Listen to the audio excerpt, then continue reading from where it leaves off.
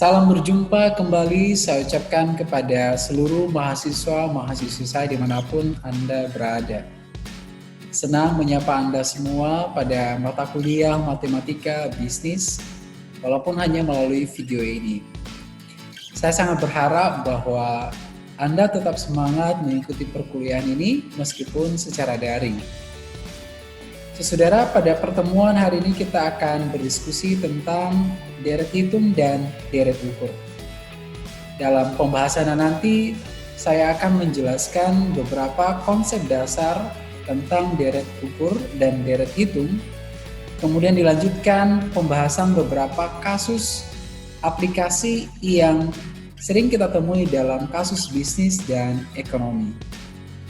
Bagaimana penjelasan materi kita pada hari ini? Silakan Anda simak video ini dengan seksama.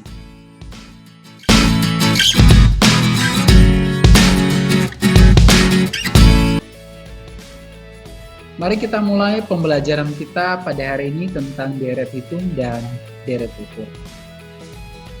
Secara konseptual, deret itu dapat didefinisikan merupakan rangkaian bilangan yang tersusun secara teratur serta memenuhi aturan-aturan tertentu. Sepintas dapat kita katakan bahwa deret ini sama konsepnya dengan himpunan yang kita pelajari sebelumnya. Tetapi perlu saya beri penegasan kepada Anda bahwa deret dan himpunan memiliki perbedaan yang jelas. Adalah kalau pada himpunan yang kita pelajari sebelumnya, bahwa kumpulan bilangan itu tidak harus tersusun secara teratur. Tetapi pada konsep deret harus memenuhi aturan bahwa rangkaian bilangan itu tersusun secara teratur dan memenuhi aturan-aturan tertentu. Lalu ketika kita berbicara tentang rangkaian bilangan, maka bilangan-bilangan yang menyusun sebuah deret atau unsur-unsurnya disebut dengan suku. Sehingga dapat juga kita katakan bahwa deret itu merupakan rangkaian suku-suku yang tersusun secara teratur. Karena penyusun atau pembentuk dari sebuah deret adalah disebut dengan suku. Kemudian ketika kita melihat pola perubahan dari suku-suku sebuah deret, maka deret itu dapat dipola menjadi dua bagian yang disebut dengan deret hitung dan deret ukur. Lalu apa itu deret hitung dan apa itu deret ukur? Kita lihat dulu yang pertama, deret hitung. Secara konseptual, deret hitung dapat didefinisikan merupakan deret di mana perubahan pada suku-sukunya yang disimbolkan dengan SI itu didasarkan pada penjumlahan terhadap sebuah bilangan tertentu. Ya. Jadi kalau misalnya nilai suku 1 ditambah dengan bilangan tertentu dapat suku kedua, tambahkan lagi dan bilangan itu sendiri dapat suku ketiga, ya, maka akan terbentuk sebuah deret hitung. Di mana bilangan yang membedakan antara suku-suku dalam deret hitung ini disebut dengan beda atau disebutkan dengan B. Perlu Anda catat bahwa nilai beda dalam sebuah deret hitung itu bisa bernilai positif dan bisa bernilai negatif. Nah, kita ambil sebuah contoh. Misalnya pada suku pertama bilangannya adalah 3. Ketika kita tambahkan dengan bilangan sebesar B, akan mendapatkan nilai 6. 6 ini kita sebut dengan suku kedua. Lalu 6 kita tambah lagi dengan B, akan dapat nilai 9. Dan 9 kita sebut sebagai suku ketiga. Kita tambah lagi 9 dengan B, dapat 12. Maka 12 kita sebut dengan suku keempat. Jadi kalau kita perhatikan urutan atau rangkaian bilangan dari 3, 6, 9, dan 12, ini adalah merupakan perubahan di mana perubahan itu adalah merupakan penjumlahan terhadap bilangan 3. Jadi 3 ditambah 3 sama dengan 6, 6 tambah 3 sama dengan 9, 9 tambah 3 sama dengan 12, dan seterusnya. Berarti beda atau pembeda suku atau pembeda suku-sukunya adalah merupakan penjumlahan terhadap bilangan positif. Lalu bagaimana kalau dia adalah penjumlahan terhadap bilangan negatif? Kita ambil contoh misalnya pada suku pertama nilainya adalah 20, kita tambahkan dengan bilangan tertentu, ya, maka diperoleh sebesar 15. 15 tambah lagi dengan bilangan yang sama, dapat 10, tambahkan lagi dengan bilangan yang sama, dapat 5, dan seterusnya. Nah, jadi kalau kita lihat pola dari suku-sukunya ini, maka perubahannya adalah merupakan penjumlahan terhadap bilangan min 5, atau bedanya adalah bernilai negatif. Kemudian berbicara tentang deret, baik deret hitung maupun deret ukur nantinya, ada dua konsep yang harus Anda pahami. Yaitu pertama adalah penentuan nilai suku ke N, dan yang kedua adalah penentuan atau penjumlahan nilai suku-suku. Kita lihat dulu yang pertama, penentuan nilai suku ke N untuk deret hitung. Bagaimana caranya? Nah, misalkan A adalah merupakan simbol dari suku pertama dan B adalah pembeda antar suku-suku dari deret hitung. Maka ketika kita menentukan berapa nilai suku tertentu, kita simbolkan dengan Sn, dapat kita formulasikan begini. Kita ambil contoh misalnya bilangan 2 adalah suku pertama, kita beri simbol A, kita tambahkan dengan B, B-nya adalah positif 2, dapat bilangan 4. Berarti 4 adalah suku kedua. Artinya bahwa A ditambah dengan B adalah 4. Karena A tadi 2, B-nya adalah 2, dapatlah bilangan 4. Kemudian kita tambahkan lagi 4 dengan B. B-nya sebesar 2, dapat bilangan 6. Bilangan 6 apa? Kita sebut sebagai suku ketiga. Di mana nilai suku ketiga ini dapat kita hasilkan dengan atau kita dapatkan dengan cara A tambah 2B. Lalu kita tambahkan lagi dengan B, dapat suku keempat sebesar 8. Di mana suku keempat ini kita peroleh dengan cara A tambah 3B. Nah, ringkasan dari apa yang kita gambarkan barusan, kita dapat katakan bahwa suku pertama itu adalah A, suku kedua adalah A tambah B, atau dapat juga kita sederhanakan atau formulasikan menjadi A tambah 2 kurang 1B. Ya, supaya apa? Supaya ini selaras, kalau ini bilangan 2, ini 2 kurang 1 kali B. Kalau suku ketiga A tambah 2B sama juga dengan A ditambah 3 kurang 1 kali B. 3 kurang 1 adalah 2. Sedangkan suku keempat adalah A tambah 3B atau sama juga dengan A tambah 4 kurang 1 kali B.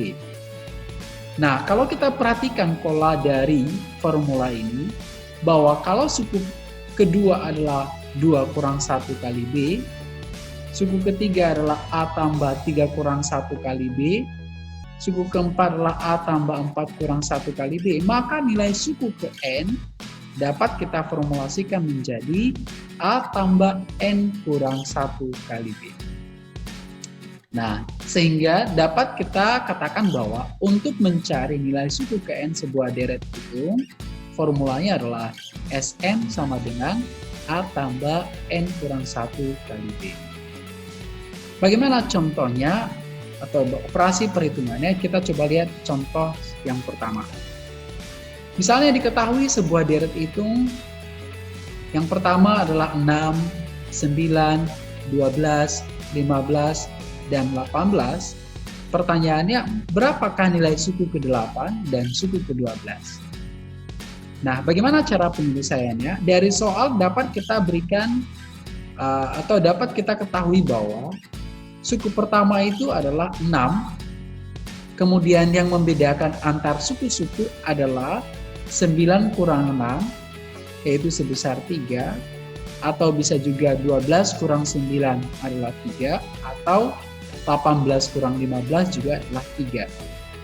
Berarti bahwa beda sukunya adalah sebesar 3.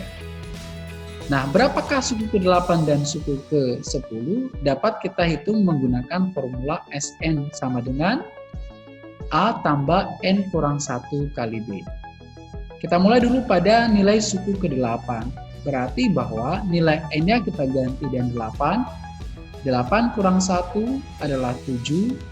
7 kali 3, 21. Tambah dengan 6, dapatlah 27. Berarti nilai suku ke-8 adalah 27. Lalu berapakah suku ke-10? Berarti adalah 6 tambah 10 kurang 1.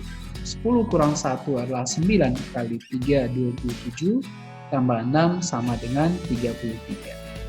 Sehingga kita dapat katakan bahwa nilai suku ke-10 adalah 33.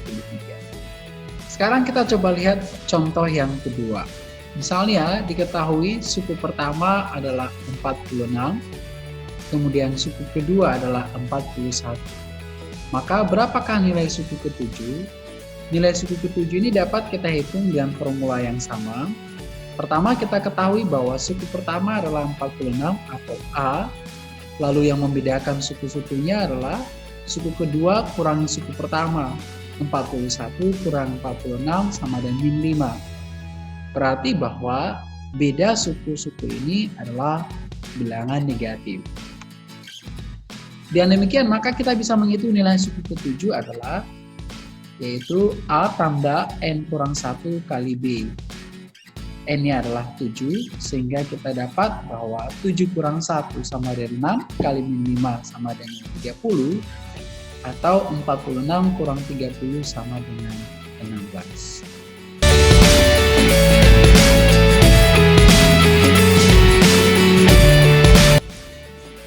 Setelah Anda pahami bagaimana cara menentukan nilai suku N dari sebuah deret hitung, maka sekarang kita belajar bagaimana cara menghitung jumlah nilai suku-suku dalam sebuah deret hitung.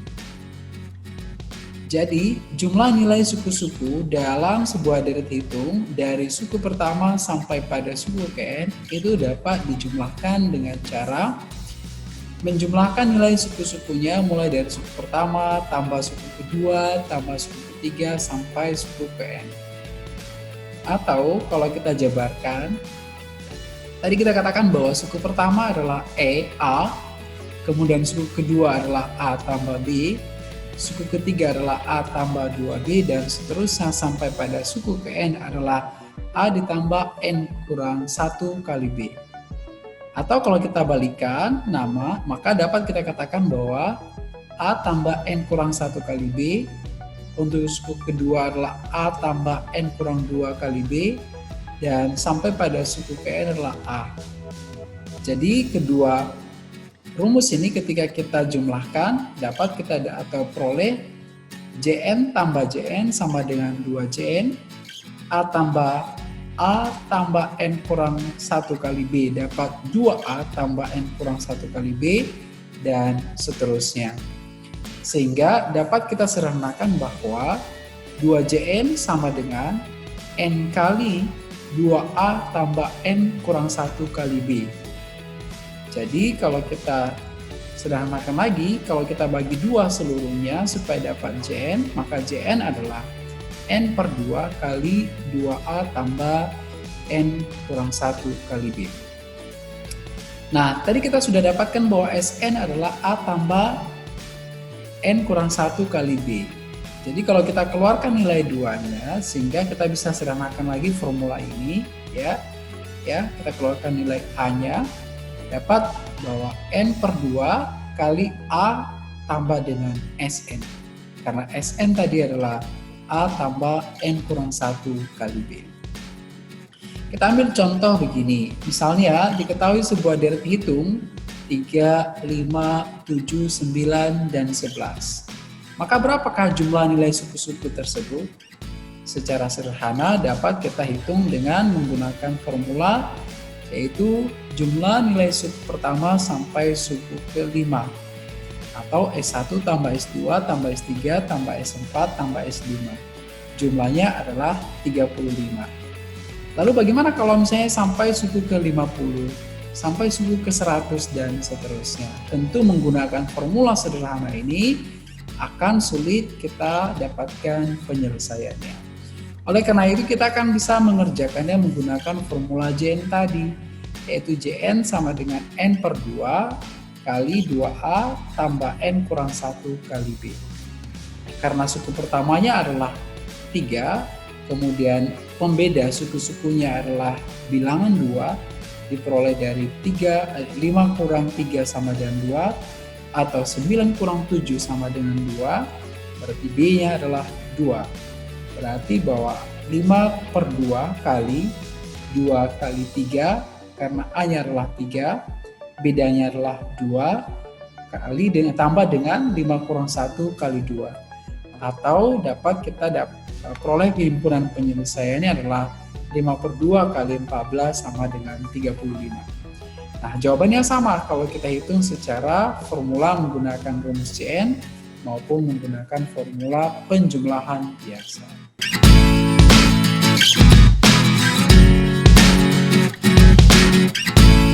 Lalu bagaimana deret ukur? Konsep deret ukur dapat kita definisikan merupakan deret di mana perubahan nilai suku-sukunya bukan lagi berdasarkan pada penjumlahan terhadap bilangan tertentu, tetapi merupakan perkalian terhadap sebuah bilangan tertentu. Nah, kalau pada deret hitung tadi kita katakan pembeda suku-sukunya adalah beda, maka pada deret ukur ya yang membedakan antara suku-sukunya disebut dengan pengganda atau disimbolkan dengan B.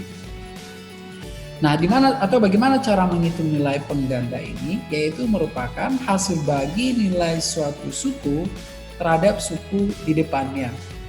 Jadi kalau misalnya dapat suku kedua, maka suku kedua dan suku pertama untuk mendapatkan penggandanya tinggal Anda bagikan suku kedua bagi dengan suku pertama, atau suku ketiga bagi dengan suku kedua, dan seterusnya.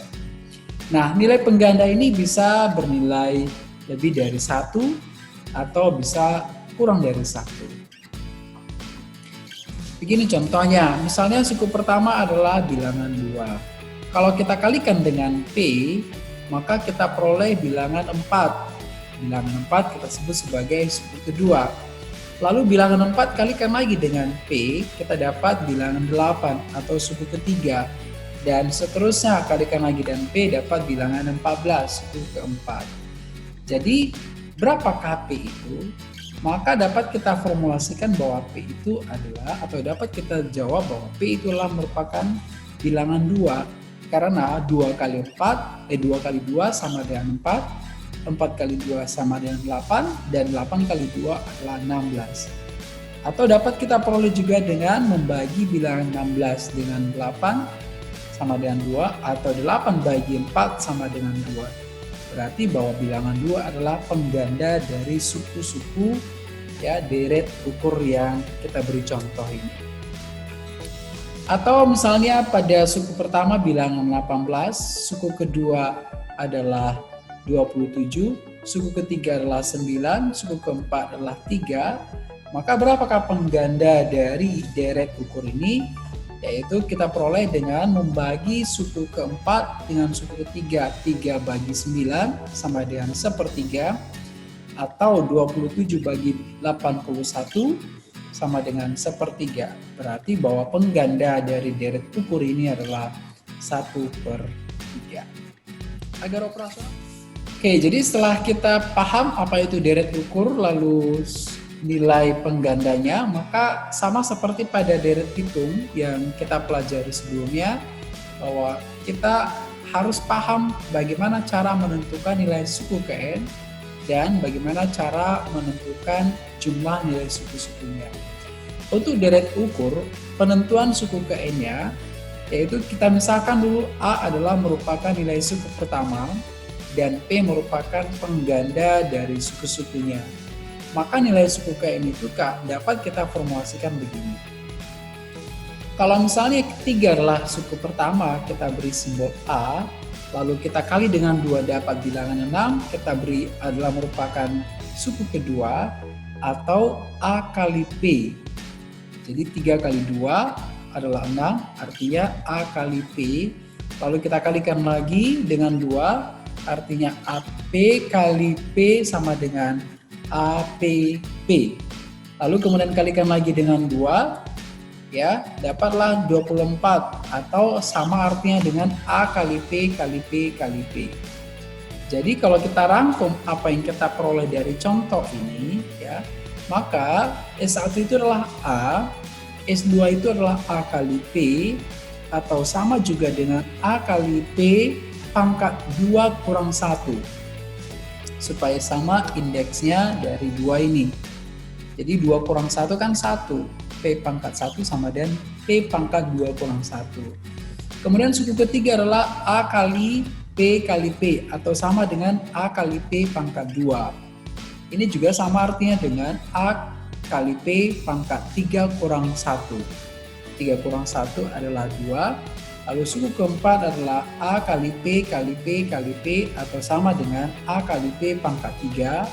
Sama juga artinya dengan A kali P pangkat 4 kurang 3.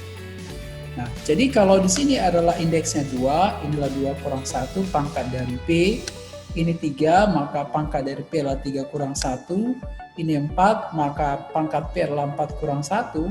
Lalu kalau N atau Sn, maka Sn adalah N kurang 1 pangkat dari P-nya. Sehingga formula untuk menentukan nilai suku Pn pada deret ukur dapat kita formulasikan menjadi Sn sama dengan A kali P pangkat N kurang 1. Agar lebih operasional, mari kita lihat contoh soalnya. Misalnya diketahui sebuah deret ukur, suku pertama adalah 5, suku kedua 10, suku ketiga adalah 20. Maka berapakah nilai suku kelima dan suku ketujuh? Dari soal ini dapat kita buat diketahuinya bahwa suku pertama A sama dengan 5, penggandanya adalah 10 bagi 5 atau 20 bagi 10 sama dengan 2. Maka untuk mencari berapakah nilai suku kelima dan suku ketujuh, kita gunakan formulasi suku Pn tadi. Sn sama dengan A dikalikan dengan P pangkat N kurang 1. Berapakah nilai suku kelima? Maka suku kelima adalah 5 kali 2 pangkat 5 kurang 1. Nah, di mana 5 atau 5 kurang 1 adalah 4, di mana 2 pangkat 4 adalah 16, 16 kali 5 adalah 80. Sedangkan nilai suku ketujuh dapat kita hitung dengan cara 5 kali 2 pangkat 7 kurang 1, atau 5 kali 2 pangkat 6 sama dengan 5 kali 64 atau sama dengan 320. Nah, begitulah cara menghitung nilai suku Pn pada deret ukur. Lalu bagaimana cara menghitung jumlah nilai suku-sukunya? Untuk menghitung nilai suku-suku pada sebuah deret ukur, ya, konsepnya sama dengan menghitung jumlah suku-suku pada deret hitung sebelumnya, yaitu Jn sama dengan tentu penjumlahan nilai suku 1 dengan suku kedua sampai pada suku Pn. Atau kita bisa juga formulasikan seperti ini, yaitu Jn sama dengan A kali 1 kurang P pangkat N dibagikan dengan 1 kurang P. Nah, ini berlaku kalau nilai mutlak dari P-nya itu kurang dari 1. Ya. Jadi nilai mutlak dari P-nya itu kurang dari 1, misalnya 0,5, nilai penggandanya 0,7 dan seterusnya. Formula ini berlaku. Bagaimana kalau misalnya nilai pengganda dari P-nya itu lebih dari 1? Maka kalau lebih dari 1 nilai penggandanya, formulanya adalah Jn sama dengan A kali P pangkat N, hasil pemangkatannya dengan N kurangi dengan 1, dibagi dengan P kurang 1. Jadi ini tidak sama kalau misalnya P pangkat N kurang 1, bukan N yang dikurangi 1, tetapi hasil pemangkatan N dengan N dari bilangan P. Oke, untuk memformulasikan atau menerapkan rumus menghitung nilai atau jumlah suku-suku tadi, kita lihat contoh soalnya seperti ini. Misalnya diketahui deret ukur adalah 2, 4, 8, 16, dan seterusnya. Maka berapakah jumlah deret ukur tersebut mulai dari suku pertama sampai suku ke-5? Nah, karena deret ukur ini hanya diketahui sampai pada deret suku keempat, maka tentu menjumlahkannya tidak bisa kita gunakan secara manual. Kita perlu menentukan terlebih dahulu suku pertamanya adalah 2, penggandanya adalah 2. Karena suku kedua tadi 4, bagi dengan suku pertama 2, 4 bagi 2 sama dengan 2.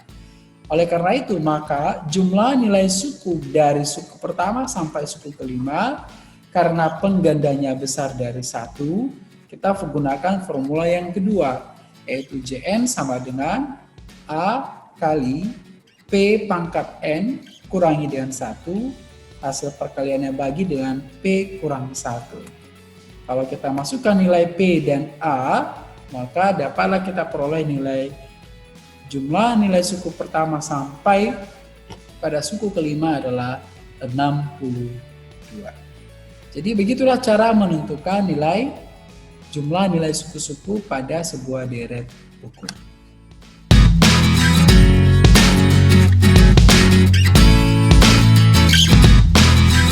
Lalu kalau kita lihat contoh yang kedua, misalnya begini. Diketahui sebuah suku atau suku pertama sebuah deret ukur adalah 81, penggandanya adalah 1/3. Berapakah jumlah nilai deret tersebut mulai dari suku pertama sampai suku kelima? Ingat bahwa penggandanya nilai mutlaknya kurang dari 1 karena nilainya 1/3. Nah, karena nilai penggandanya 1/3, maka kita gunakan formula yang pertama. Ya, jadi formula yang pertama tadi adalah bahwa Jn sama dengan A kali 1 dikurang P pangkat N per 1 kurang P. Hasilnya adalah kita bisa dapatkan ya nilainya sama dengan 121. Ya, jadi tinggal kita masukkan nilai A dan nilai P ke dalam formula, maka jumlah dari nilai suku-suku dari suku pertama sampai suku kelima dari deret ukur adalah 121.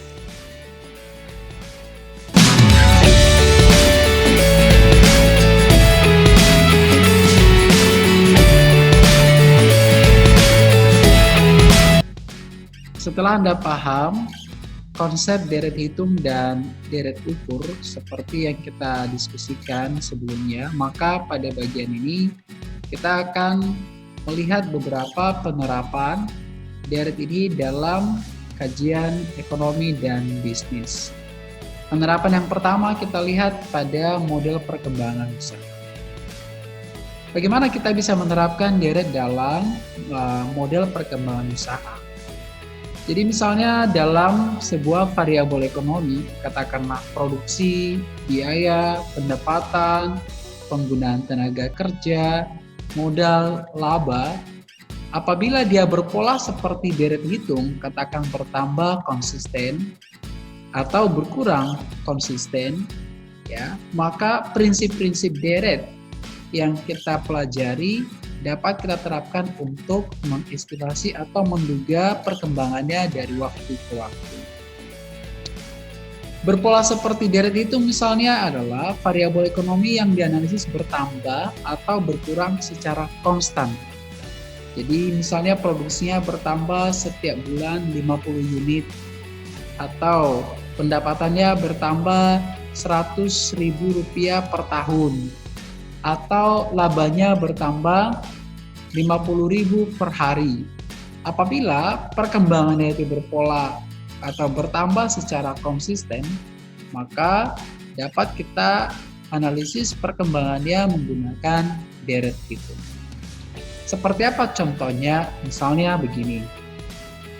Ada sebuah perusahaan, katakan PT X, di mana pada tahun kelima ya, dia mendapatkan pendapatan sebesar 720 juta.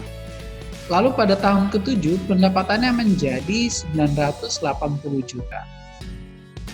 Apabila penerimaan PT X ini bertambah mengikuti pola deret hitung, artinya bertambah pendapatannya konsisten setiap tahun, maka pertanyaannya adalah berapakah pertambahan penerimanya setiap tahun? Lalu pada tahun keberapakah penerimaannya sebesar 460 juta? Nah, jadi karena di situ ada catatan bahwa pertambahannya berpola deret hitung, maka kita bisa menerapkan konsep deret hitung dalam menjawab pertanyaan kasus ini. Bagaimana cara penyelesaiannya? Dari soal tadi diketahui bahwa pendapatan pada tahun kelima adalah 720 juta atau S5 sama dengan 720.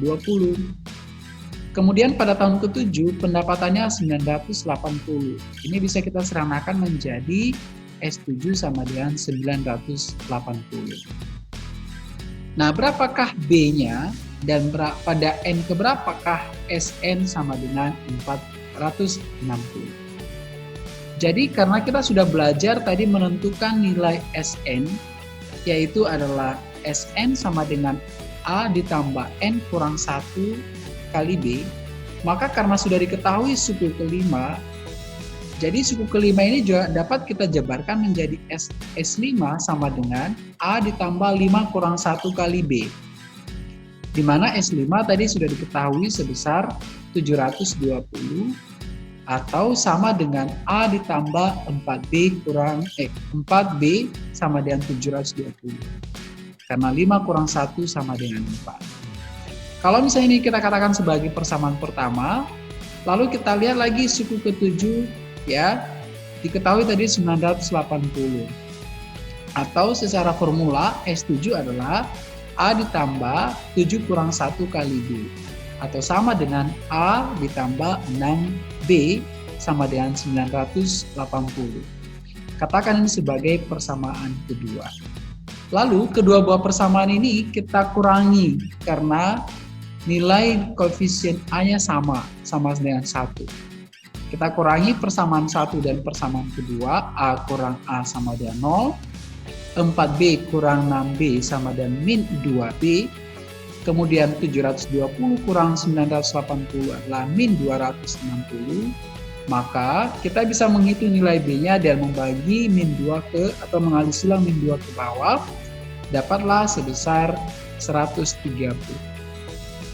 Berarti pertanyaan pertama bisa kita jawab bahwa perkembangan pendapatan PTX dari tahun ke tahun itu adalah sebesar 130 juta. Kemudian berapakah nilai suku ke N? Atau pada tahun keberapakah pendapatan sebesar 460 juta? Nah, cara menjawabnya kita bisa menjabarkan dari nilai A tadi sama dengan A tambah 4B sama dengan 720. Jadi karena kita sudah dapat B-nya sebesar 130, kita bisa menghitung nilai A, yaitu A sebesar 200. Yaitu artinya bahwa pada tahun pertama pendapatan PTX itu sama dengan 200 juta. Dengan kita ketahui berapa besar perkembangan pendapatannya dan pendapatan pada tahun pertama, maka nilai N atau pada tahun keberapa kita bisa dapat untuk menentukan nilai SN-nya. Yaitu bahwa SN tadi rumusnya adalah A ditambah N kurang 1 kali B, ya, sebesar 460.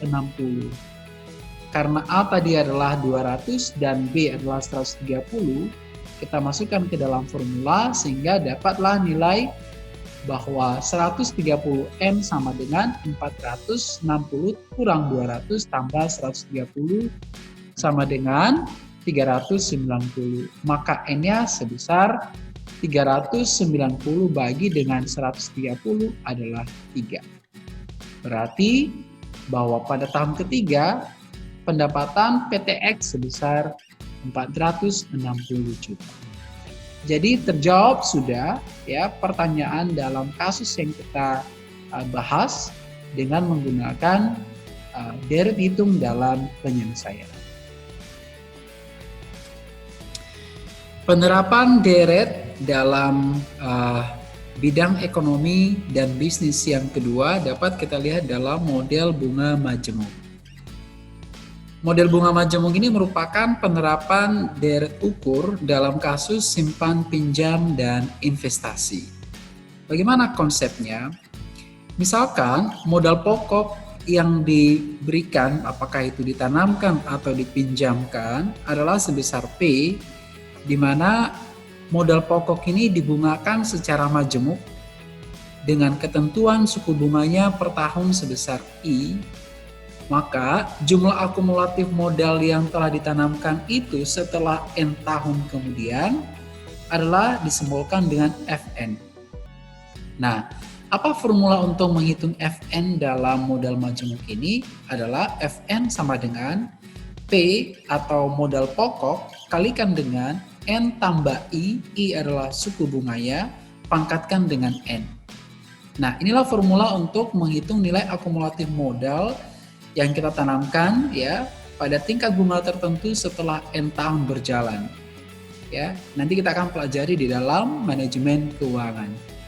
Nah, formula ini atau formula Fn ini sepintas kita bisa melihat adalah serupa dengan formula Sn yang kita pelajari pada deret ukur sebelumnya, yaitu Sn sama dengan A kali P pangkat N.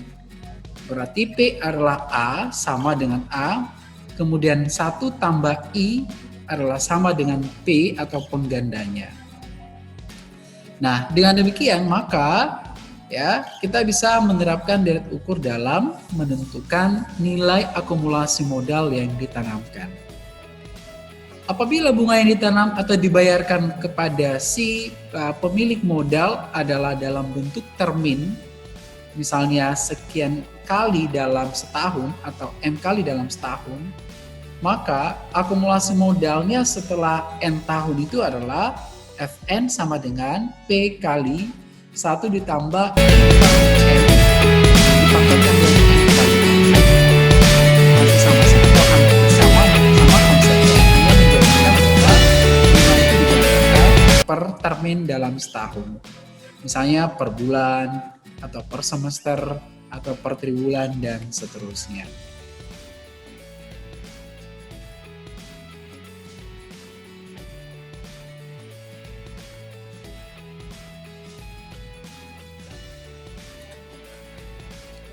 Penerapan deret yang ketiga adalah dalam model pertumbuhan penduduk. Nah, model pertumbuhan penduduk ini juga merupakan penerapan deret ukur ya. Nah, bagaimana konsepnya? Ya, kalau kita kembali pada teori Robert Malthus, dikatakan bahwa pertumbuhan penduduk itu mengikuti pola deret ukur. Ya, jadi teorinya mengatakan bahwa jumlah penduduk di dunia ya bertambah mengikuti deret ukur, sedangkan alat untuk memenuhi kebutuhan atau sumber daya untuk memenuhi kebutuhan manusia polanya mengikuti deret hitung. Oleh karena itu kita kenal bahwa dalam teori Robert Malthus ada sebuah konsep pesimis bahwa di masa mendatang kebutuhan manusia itu tidak akan tercukupi karena jumlah manusia jauh lebih banyak dari jumlah kebutuhan manusia itu sendiri. Nah, dari teori ini kemudian diturunkan sebuah formula untuk menghitung jumlah penduduk ya, bahwa PT sama dengan atau jumlah penduduk pada tahun T sama dengan jumlah penduduk pada tahun asal atau pada tahun dasar kalikan dengan R pangkat T kurang 1. Nah, formula ini juga sama atau mirip dengan formula deret atau mencari nilai suku KN pada deret ukur sebelumnya. Atau kalau kita hitung berapa pertumbuhan penduduknya, maka kita gunakan rumus ya adalah P0 kalikan dengan 1 tambah R pangkatkan dan T kurang 1, di mana R di sini adalah tingkat pertumbuhan penduduk, kalau T adalah jumlah tahunnya atau jumlah periodenya. Nah, ini contoh kasusnya. Misalkan penduduk sebuah kota pada sebuah tahun tertentu, yaitu pada tahun 2005 sebanyak 2 juta jiwa. Kalau tingkat pertumbuhan penduduknya adalah 4% per tahun, ya, maka berapakah jumlah penduduk kota tersebut pada tahun 2020? Kurang lebih pada 15 tahun ke depan. Jika mulai tahun 2020 kemudian pertumbuhan penduduk yang menurun menjadi 2,5%, maka berapakah jumlah penduduk tersebut atau kota tersebut pada 5 tahun ke depan? Nah, untuk menjawab persoalan ini kita bisa menggunakan formula yang ini tadi. Ya, mari kita coba jawab.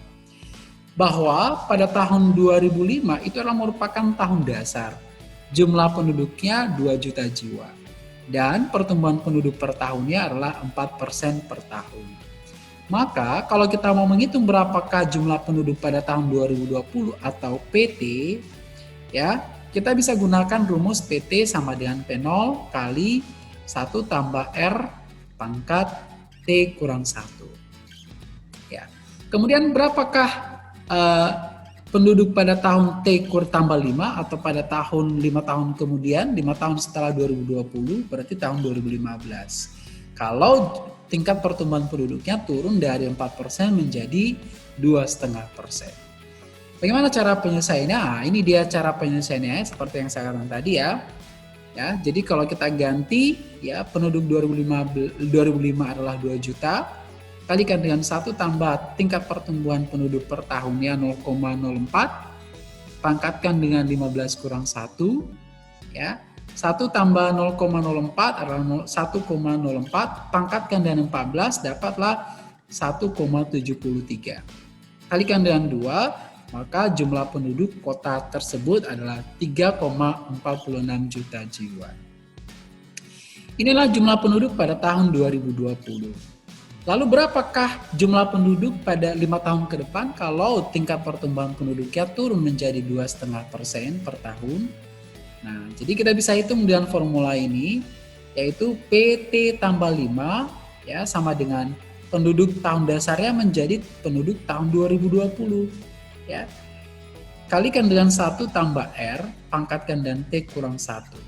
Karena penduduk pada tahun 2020 hasil perhitungan kita tadi adalah 3,46 juta jiwa, kalikan dengan 1 tambah, pertumbuhan penduduknya turun menjadi 0,025, dapatlah 1,025.